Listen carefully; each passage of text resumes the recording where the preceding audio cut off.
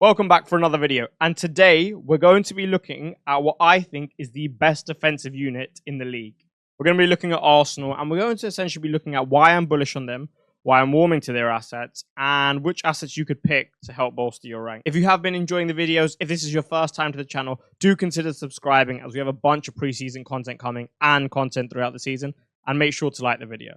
But without anything else needing to be said, let's get straight into it. Right, let's start with the defense. If you saw my draft reveal on Fantasy Football Hub, which I will link in the description, I discussed why I have double Arsenal defense, how I'm quite bullish on them as of now. First three fixtures is what I'm really looking to target. In those, we've got Wolves at home, Brighton at home, and Aston Villa away. Now, I wouldn't be the tiniest bit surprised if Arsenal kept a clean sheet in all of those. And the reason being is that unit right there on screen is immense. And for me now, it is the best in the world. I mean, they're spending the most money on it, right? Maybe Chelsea compete in terms of money spent, maybe City, but it's right up there, okay? And there are so many good things about this. You probably have the heir to Van Dijk, right, in Saliba to play the central centre-back role when they form a three, when Calafiori inverts. Now, let's discuss that a little bit. So he's going to start at left-back, the new Italian, and come into essentially a pivot with Rice. Now, there's a lot of things I like about him. And one being for FPL, the fact that he's got very good ball striking from range, and he's not exactly averse to getting into these type of positions that he can shoot from. So in terms of the bonus points with the new structure, he'll definitely do well in that regard. But I'm also looking at them as an overall unit and from a footballing perspective first, and then we can talk about FPL. Firstly, in this era of football, well, it's definitely turning to optimizing everything, but specifically how athletic and physical you are on the pitch. With this transition-based area, you need that, right? You don't see too many small, weak players like you did in the past. Now, I'm not calling David Silva weak, right? He was shorter than most of his players. I'm not calling him weak because some of these guys are very, very strong on the ball. And he would obviously thrive today because of how good of a player he was. But if you could just imagine his physical build and with a lack of talent, in like lesser talent, compared to a guy who's got maybe the same level as talent, and it's just a lot stronger, quicker. Well, it's chalk and cheese nowadays because to keep up with the intensity of the game, you have to physically be there, right? And they are. I mean, Saliba, Gabriel, White, Rice, and Calafiori are huge, and they're a very, very strong unit. That's not to mention like all the quality you have coming off the bench, assuming this is the starting back five with Raya making a back six. You've obviously got Timber as well, a superb athlete. Very multifaceted. Like, yeah, he's very strong, but he's also quite quick. And given he's on the short side compared to these guys, his, I guess, turning radius is significantly better than some. So him and this entire unit is so impressive. And thus to score against these lot when you don't have much of the ball is very difficult because the way you score against Manchester City is primarily through transition, right? But Arsenal suffocate you so much that it's difficult to do that. And even if you are able to transition consistently, the fact that they have their midfield now really bolstered up, and the centre backs are so strong. It's going to be very difficult to score goals, I think. Not to mention the actual quality of these players in terms of duels. Like you get Gabriel 1v1 in those channels, and with how aggressive he is, very difficult. Saliba's just probably the second best centre back in the world at the moment, maybe third. And then Ben White is so multifaceted. Talking about him being multifaceted, we can now move on to FPL, given I've essentially shown you my reasoning for why I think they're going to be so strong defensively. Essentially, physically, they're pretty much better than everyone. Quality-wise, they're pretty much better than everyone. To me, therefore, it's a simple formula. Aston Villa, they don't really scare me when it comes to this defense. Sure, they could score. I'm not saying that they can't for a second. But in terms of generating threat throughout the game, I don't think they'll have an abundance of chances. I don't think anyone's going to make an abundance of chances against these guys. Plus, having lost against Aston Villa twice and essentially them probably costing Arsenal the league, I imagine Arteta goes there with a different approach. Now, back to Ben White. Probably my favourite out of the Arsenal options at the moment, if not Gabriel. Some people talking about Gabriel and his expected minutes. I just don't think he gets dropped with how good he is. I'm very comfortable with him playing every game pretty much at left centre. I think it's a very unnecessary risk to take, especially in the bigger games, right? At the start of the season, he's not going to do it because they haven't had the time to gel. If he wants to drop Gabriel, then he'll go Calafiori at left centre-back, and then he'll invert Timber, I think. But that's unnecessary to do when they haven't had training time with that. So at least for the start, he's nailed. Him and White are the two I'm looking at. Gabriel, obviously, for the goal threat from corners and set pieces. Just probably the best in the league, or at least the best FPL asset in terms of that. Now, White will move into these almost right central midfield zones, and he'll also overlap Saka. And his advances into the final third, and just the fact that he gets on the ball so much in opposition territory just means that his potential assists volume compared to others, especially like fullbacks, is significantly higher. Comes in 0.5 cheaper than Trent in what I'd say is slightly worse fixtures, but a better defensive unit. And obviously 0.5, sorry, more than Guardiola. And I guess that really just depends on how you interpret the City fixtures from a defensive standpoint. I think they're a little bit worse than people say, but that's for another video. So in terms of White and Gabriel, I think great for FPL. Calafiori, if he can nail down that inverted left back role, great for FPL. And it's Saliba I would actually stay away from. I just think like these guys pretty much, White and Gabriel at the moment, are nailed, and there's no reason to be overly safe. So for now, you should at least be fine. Final thing to mention is it's not just the back four. It's arguably the best six in the world, or at least alongside Rodri, in front of that defense. And having that, I mean, that's really going to help you, right? Then you've also got the physical presence of Kai Havertz if he is to play left 8 coming back. If not him, then you've got Moreno, who's still a big physical presence and good defensively with good work rates. Both of them fit those categories perfectly well.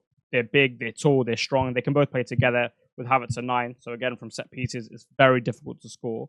And it's Odegaard off the ball, very good presser. Saka off the ball, very good presser. Martinelli off the ball, very good presser. So to score against these guys, or at least to create chances whereby, you know, you're going to consistently test them, it's going to be so difficult. And sometimes you need a bit of luck in the game anyway when you dominate it. So imagine when you don't. I think teams are going to have to be extremely lucky or perform extremely well to score against this consistently. Moving on to the attack, you will notice that there is no Gabriel Jesus here. And whilst he's had a good preseason, I just can't see him getting the expected minutes whereby he really becomes an option. And I'm really big on that this year. I think I learned my mistake from last year, and I'm really going to be picking players with good expected minutes again and again and again and again. Sure, maybe at times it'll be fun to go for someone else, but honestly, I don't think I'll do it. I think if it doesn't fit my fundamentals and it doesn't fit my strategy, the non-negotiables I have surrounding selecting assets, I'm just not going to do it. And if Jesus doesn't fit into that bill, which he very likely won't, I'm not picking him. Why won't he fit the bill? Well, yesterday was a decent example. Now, you can't read too much into pre, but I would try to take things from it. Just not become particularly attached to them. Arsenal tried to go long at times, and he wanted to drop in. And also, he's not 6'4" like Kai Havertz. So when they went long, they would often lose the ball. Liverpool would simply recycle it. With that in mind, if Arsenal are to go long at times, you'd want your zone dominating Kai Havertz at 6'4" there. I think also it's his best position, and I just struggle to see Jesus, especially in the more physical sides. And I just struggle to see Jesus, especially against more physical sides. Most teams are becoming really nailing down the starting role. So that's why he's been omitted. Given we were discussing Havertz, I think expected minutes wise, great. Whether that be at LCM or 9 is the main thing. If it is as the left 8, it's obviously not as good because you've got a forward playing like the reverse out of position, essentially, midfield. I do still think his output will be okay, but nothing for what it could be at 9. I'm still on the boat that he's going to play 9. I think he should, and I think with Marino coming in, they've obviously signed a left centre mid to play there, right? The only other place he can play is up top, and I just think he's a better player than Jesus. I think he fits the squad dynamics within Arsenal better. I think the attacking dynamics work better with him in it. So for me, at least, even if he's not at 9, the expected minutes are great / very good, but I still think he's going to play there and therefore get goals, right? You saw towards the end of last season, he accumulated like 12 XG last year, which is no joke considering he started more games in midfield than he did at the striking role. So if he's got a prolonged period of time there, I think he's good. The other thing is they face Villa away, Spurs away, and City as well in the first 5, and those are all Havertz at 9 fixtures. Like the bigger games, he usually plays there. So in terms of minutes, solid, and in terms of minutes at 9, I think also very solid in the first 5. Don't think that just because he's playing against good sides that he can't score, right? If anything, Arsenal, I think, might win the league this year, and they might be the best side. So that's that. I'm all for it, just if you're willing to accept that at sometimes in the first 3, especially Wolves at home, Brighton at home, you may have him playing in midfield. In a previous video, I spoke about how I was really warming to Odegaard. And in the notes, you can see that, especially in Game Week 1, there's stylistic suitability noted. Now, what is that and why is that? So, essentially, a game like Wolves, he can get on the ball a lot, and he can get on the ball a lot in and around the box, which is where he is by far the best, right? When teams are crowded, you give Odegaard the keys, and he will unlock the door for you. He will unlock the opposition defense because so nimble in those areas. He has so many qualities which just allow him to break low blocks down. And that is such a rare thing nowadays because they're just becoming harder and harder to break down for an individual player. So that skill set is brilliant. And also, he's very fond of shooting from what I would say is medium range, just, outside the box, in and around there. And he picks up those pockets a lot. He's very smart on getting on the ball in those pockets. So I think goal threat and assist threat in that first game is great. And it's at home, right? Villa away, I don't like it too much for him. I think those are the type of games where you're going to be transitioning a bit more. Hence, Saka, Havertz, Martinelli, a bit more of the physical monsters. I think it suits them a little bit more. But nonetheless, there's a possibility for the return. Then moving to game week 3, he's got Brighton at home, a good fixture for him. With their man-to-man press, he'll definitely be able to find himself in between the lines and look to hurt Brighton, not only when they dominate the ball for long periods of time, but also in transition, given that they'll be of a slightly different nature. So at 8.5, with great expected minutes, and probably the best expected minutes out of all of the attack, given he's the captain and there's no one really competing for his role. People discuss Fabio Vieira, but I can't imagine Odegaard getting dropped. I think super sure way into some points in the early weeks, or at least into minutes. Now, again, Saka, I really liked Palmer, but with Nkunku emerging as a brilliant option at 6.5 and the spread of output likely in that Chelsea side, I prefer Saka now to Palmer for that 10 million slot. We've seen how much Arteta loves playing him. So I know he came back from the Euros at the same time as, let's say, Foden, but still, he's back in training already. And I don't think it'll be an issue in terms of expected minutes. I expect minimum maybe 75 in the first game. And from there, it'll just pick up and stay at 90. He's got everything. He's got penalties. He's got some set pieces. He's got open play threat. Whether he's wide, he can still come inside and function so well to almost generate output for himself. I don't have enough good things to say about him. I'd be very, very comfortable picking him. Interesting one here, the really interesting one is Martinelli. And can at 7 million, you get away into the Arsenal attack cheaper than everyone else. Now, again, in a previous video, you would have seen me talk about him and how much I like him, potentially, if he can nail down the spot. Because this year, with Marino coming in, he's got more of a passer, right, at left centre mid, assuming the guy nails down the role pretty early on.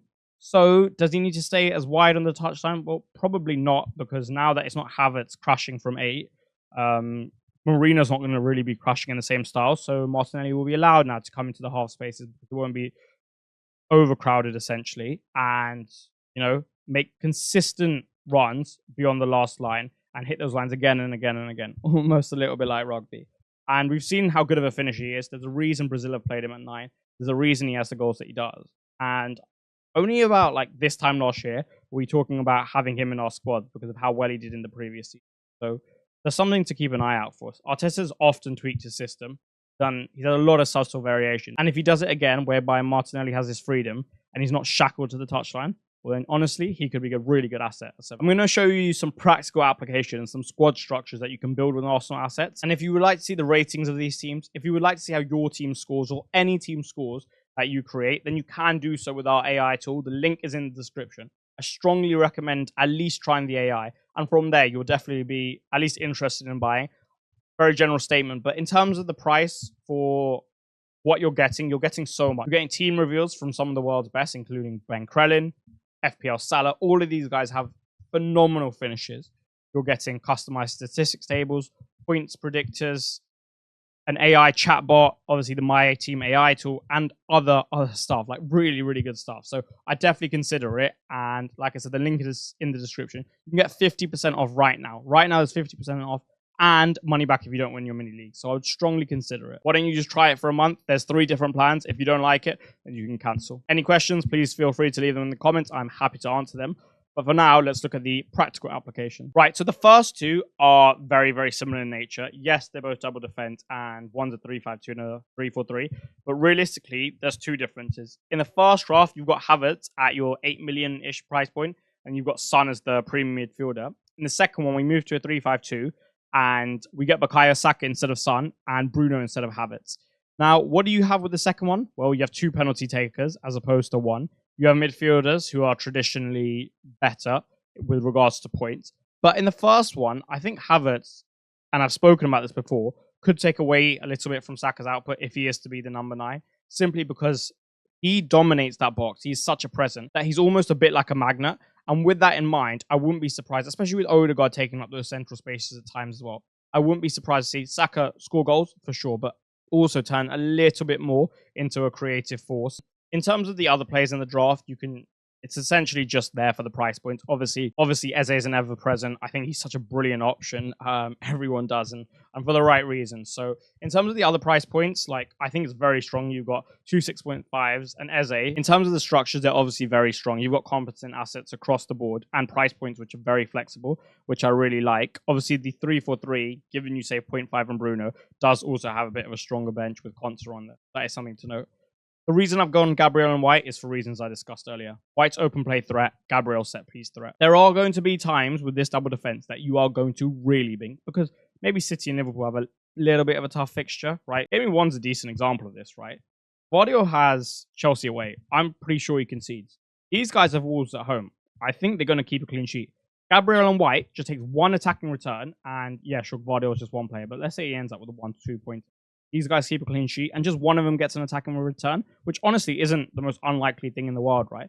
You're looking at anywhere between 15 to 18 points, and you're already up, 14, 17 points, and yeah, sure, you've got another defender to play, but it's such a great start to the season, and that's the upside I think having this combination with these fixtures gives you. The third one is essentially if you're super bullish on their attack, hence the double midfield, you could of course go one midfielder and have it up top. But also, if you really like Vardio and you want to split your risk across the defense, so you go for Vardio as a premium, given he's likely to play the same role as last year to start with, and then also have a bit of Ben White for the upside. Differing structures there, just something I thought I'd show you in terms of how it would actually look, but all of these drafts I'm very comfortable with. But I hope you enjoyed it. If you did, subscribe and like the video. That would be greatly appreciated, and it would really help out the channel as we look to go to 1,500 subscribers. I shall see you for the next